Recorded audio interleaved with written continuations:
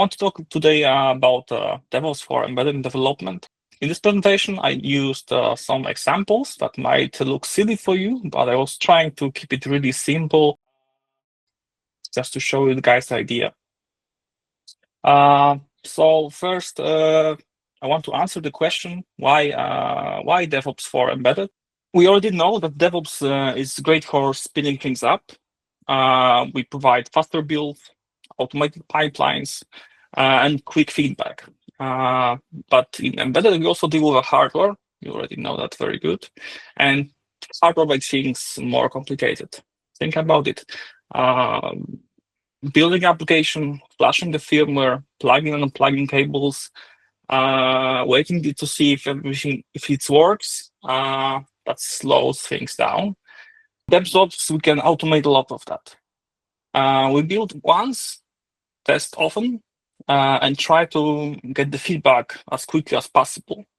Not just from the code, but maybe from the actual devices. It's also easier to catch the issues, the problems early.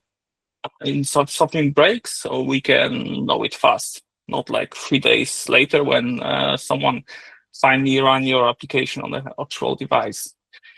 Also, DevOps doesn't just make things faster. With the DevOps, we are more scalable and reliable. I will start with the basics.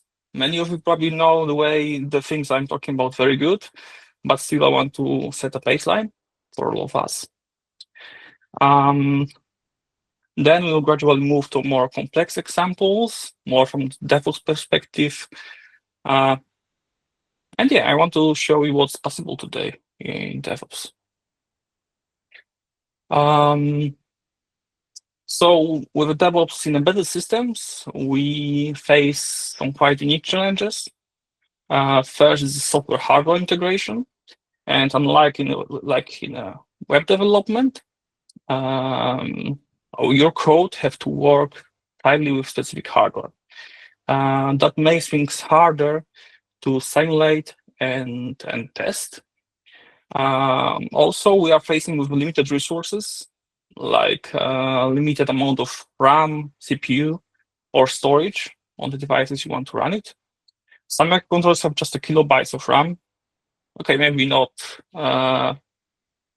all of them, but still we have some of them. And libraries and frameworks are very heavy. Also, there is a real-time constraint. So the system must react sometimes in microseconds. And the DevOps in embedded can help us verify that. And of course, safety and reliability are critical, especially for the industries like medical or automotive. That means we have to test things, have a certification, and put a lot of care in every step of the pipeline. And last thing, we have to deal with the many hardware platforms, each one with its own quirks, tool chains, and debug tools, for example. One of the first decisions we have to make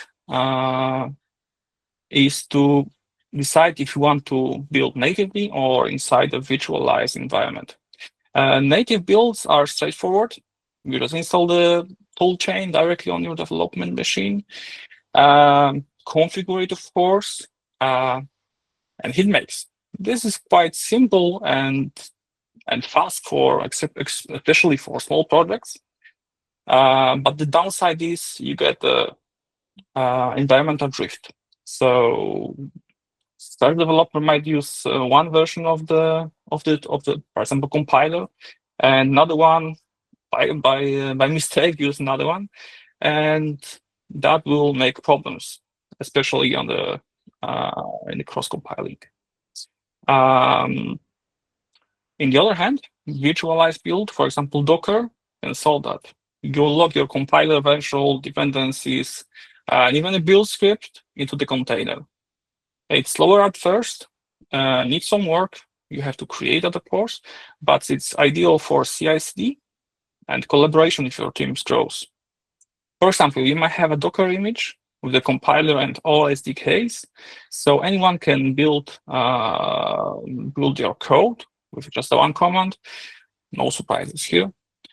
In short, native is fast, and quite easy, I would say. But virtualized is stable and very scalable. First, I want to talk a little bit just about the cross-compilation. Of course, we are not building on the target device. Usually it's too slow or it's not possible at all to do the compilation. So we compile on bigger machine for desired architecture.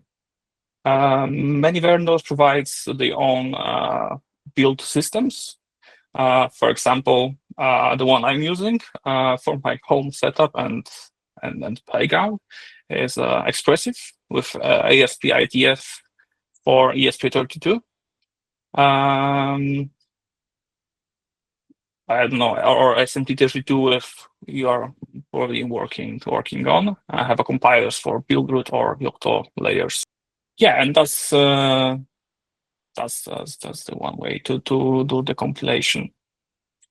I also wanted to mention about the static linking. So if you want to have one heavy binary and don't want to mess with multiple files, sometimes it's possible to do it like this. I provide some simple example, but let's go for another slide. And another interesting part of an embedded DevOps tools is QEMU. For those that don't know, it's like a virtual Raspberry Pi or your board inside your laptop. It's allowed to emulate embedded system before you hit actual hardware. It's very useful for example, in early development phases. You can build your image or run your bare metal binaries targeting your desired architecture without touching physical devices. That's also great for our CI/CD pipelines, as we can test some of the things inside a virtual machine. Of course, QEMU is not perfect. Its biggest drawback is the limited peripheral supports. So we are not able to connect with SPI or sensors or do any GPIO logic. Still, as DevOps tool is a valuable way to get started fast. Okay, and now my favorite part, it's Docker. It's a game changer, not only for embedded, but for all development these days. Mostly because it's solve some of the biggest problems we face. So inconsistent tool chains, completely conflicting libraries, and what's very important, onboarding pain. Let's look at the way the Docker can make your life easier. So our embedded projects have a specific version of compilers, libraries, SDKs. If developers have a different version of GCC, wired backend happens, especially in cross-compilation, like I said before. With Docker, we've packaged everything into the compiler. So we have exactly the same compiler, linker, I don't know, CMake version, even environment variables. And basically it works on my machine problem. Embedded team can support multiple chips. Some of the project can be compiled for, I don't know, SMT32, other for my favorite ASP32. Installing all of these tool chains and components on your machine can bring some issues. That's why if you put that into Docker, you can isolate it and easily run whatever you want just by changing the image name. We also use that for the DevOps tools. If we need some different version of components for different projects, we also containerize it and use it inside the container. And the last thing, Docker is perfect for CI/CD, for the pipelines. No matter if it's Jenkins, I know GitLab CI, GitHub Action, it always can be used very similar way. That means that every software push you can build and validate automatically on the same container that your developer is using. And last thing, onboarding. It's much easier. Now you don't have to go through a few pages setup of your environment. All you need to know is how to download the Docker image, build it, and start using.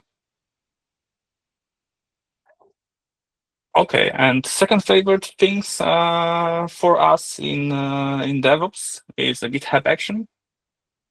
It's a great tool because it brings CI/CD directly into your GitHub Git repository. You can automate builds, cross-compile from multiple targets, run tests, all without leaving GitHub. All you need is a YAML file in your .github workflow directory, which define your workflow.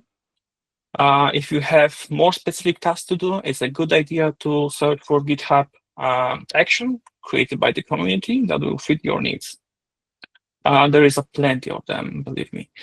For embedded workflows, you also good to know the buildx, which is not exactly the GitHub feature, but Docker-related tool, which support building Docker images for different embedded architecture right in the pipeline, and QEMU runners, which allow the GitHub action to emulate the target CPU. These two let you do quite much with without needing physical floor. Okay, and now time for a very simple example. Usually they are quite big. In his example, we define a GitHub action, the workflow that triggers every push to the main branch. Usually we do that on multiple branches. So we have separation between development, production, or staging. Below we have jobs, which define separated pipeline logic, and step, which are the smallest section of the process. We usually start with checking our code, the checkout action, then install the pipeline dependencies. In this example, set up QEMU action to enable emulation for ARM architecture, set up buildx to allow Docker cross-building, and then we execute the build using Docker buildx command. The actual Docker file using this example install the ARM toolchain, make, and QEMU, and compiles QEMU using make. Workflow should also save some artifacts, what can be done by another GitHub action that store the artifact to GitHub. But if we want to do it different way, I don't know, send it to some AWS bucket, or I don't know, build another Docker image that will be used later on. It's also possible. There is a plenty of action, GitHub action already made to that can help us with that. In the GitHub action, runners are machines that execute the workflows. In basic, you can choose between public, hosted by GitHub runners, or self-hosted that you can that you have to set up yourself on your infrastructure. For public runners, GitHub offers managed runners on multiple platforms. It comes with runner architecture like built for Ubuntu on x64, for Mac OS, or Ubuntu on ARM64. These are excellent for the cross-compilation, for example, unit testing on emulated hardware and other CI pipelines that do not necessarily have to deal with the code, but for example, can do sanity check on your code, for example. The self-hosted runners give you more control over the process and allow direct hardware access. they have to be installed on your own devices and registered with a GitHub on your repository or organization. So you can choose if everyone from your repository can use your runners or only specific repository. That's your choice. Self-hosted runners support multiple Linux distribution, Mac OS on Intel and Silicon, and finally even Windows on x64 or ARM. And I think these are ideal for flashing the firmware to real hardware, seal tests, and full integration tests with peripherals. I have to add that scaling runners, the self-hosted runners, will require set up multiple instances. If there will be more actions to run than the actual runners available, the actions will be queued and wait for previews to finish. Okay, another quite interesting feature of the GitHub Action are the labels. For example, you can mark your runners with labels like architecture name, like ARM64, or I don't know, LCD test, USB flash, whatever you want. In your workflow, you can target specific runner by using multiple labels.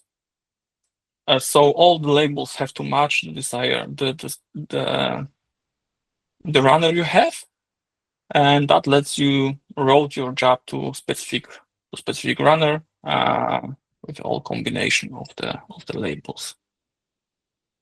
And very related things to the labels are the matrix builds. That allows you to build multiple variants in parallel.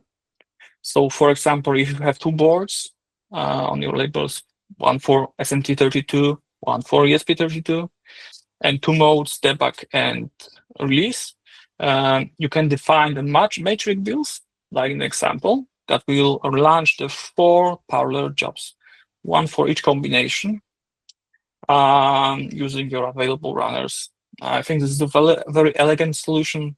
It makes the code more readable, and you're using it pretty often, I have to say. A little word about optimization. We have to, when moving forward with DevOps in the project, we have to remember all about optimization and security. Embedded tool chains are usually large and don't change often. So GitHub Actions support the caching to cache the build outputs, tool chains, to avoid downloading them every time you run a GitHub action. And this can reduce times to run your workflow by minutes or even hours.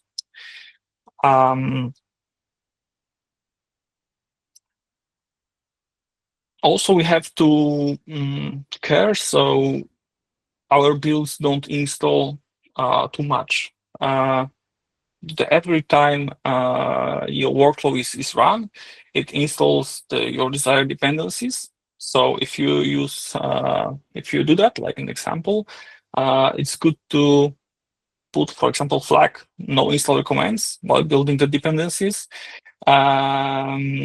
So it's small as possible. So smaller containers means faster builds and use, of course, less storage. And very important thing these days is the security, because embedded or any other pipelines, very often you use sensitive things like the signing keys, tokens, Wi-Fi passwords, or any credentials. So basically use secrets and permissions, and never hard code your secrets, even in private repositories. GitHub Actions allow you to store the secrets the correct way. This is the safe way with the GitHub Actions secrets. If you stick to some cloud provider, it for sure provides its own way to store and retrieve secrets. Last word about the security. It's a good practice to implement GitHub Action that scan your code for hidden keys, outdated libraries, or even the version of the GitHub Actions or actions used in the system, so you can keep track of the latest version you're using. Okay, the GitHub Action is not the only one. There are plenty of CI/CD platforms for GitHub and development. For example, self-hosted Jenkins, not used many times now, but we still see them in the projects. Cloud bases based like GCP Cloud Build, AWS Cold Build, Azure pipelines. They all offer strong capabilities. So if you have them in your infrastructure, it makes sense to stick to them. For us, GitHub Action is a sweet spot between power, simplicity, and familiarity. It's well documented, have a huge collection of examples, and is supported by a huge community. Most engineers that are working on the code already know GitHub, so onboarding is much faster. Plus, GitHub integrates naturally with common embedded workflows like containers, builds, cross-compilation. It's all there. That's our default choice. Usually, we don't want to be tied to a specific cloud provider, so that's why we're using that. Okay, some word about the testing. We usually break testing into the 3 layers: the unit testing, integration tests, and hardware in loop tests. Unit tests run on the host system and focus on logic and correctness. These are easy to simulate, to automate, and run fast. Integration tests combine modules and can be cross-compiled. And run under emulator, like QEMU. And finally, the hill testing. So running code or real hardware. With DevOps, we can automate a part of this. We can flash device, running tests, and capture results. However, hill testing isn't just a software task. There is a real work, even bigger one, done with a hardware side too. They have to be connected. Some cleaning needs to be done.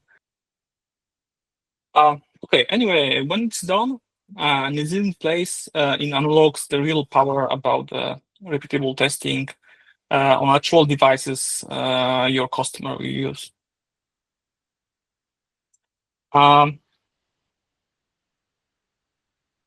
In DevOps, we rely on the infrastructure.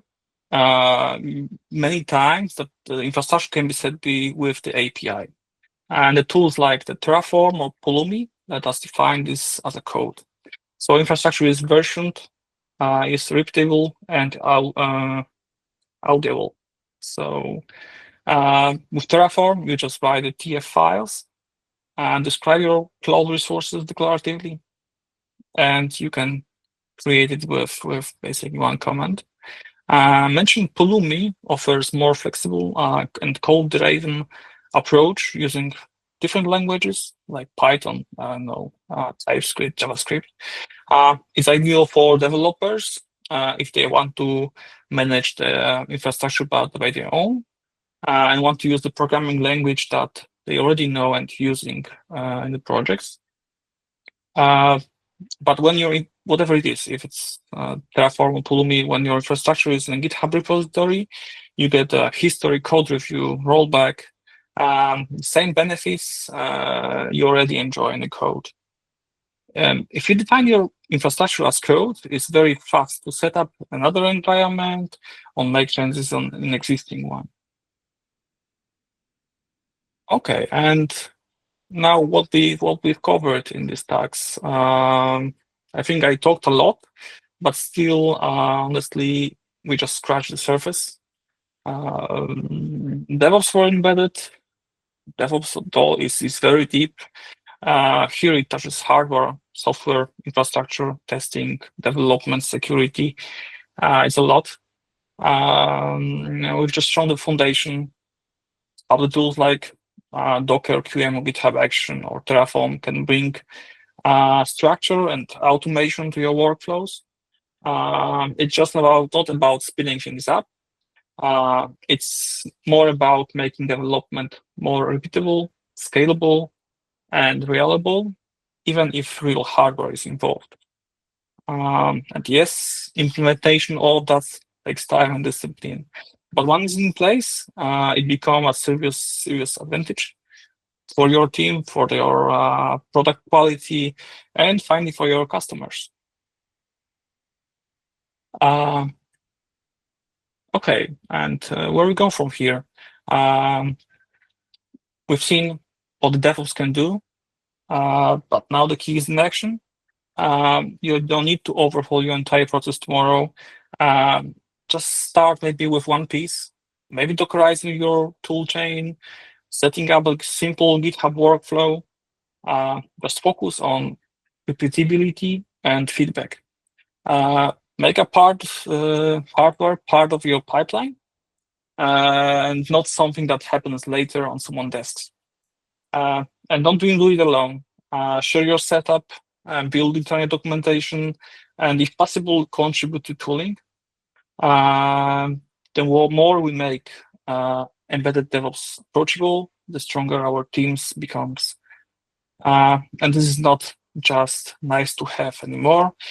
It's a competitive edge. Guys, if you have any question, you want to know more, please visit our website, also our blog, when we have fresh posts also about the DevOps and also about the programming in Scala mostly, if someone is interested.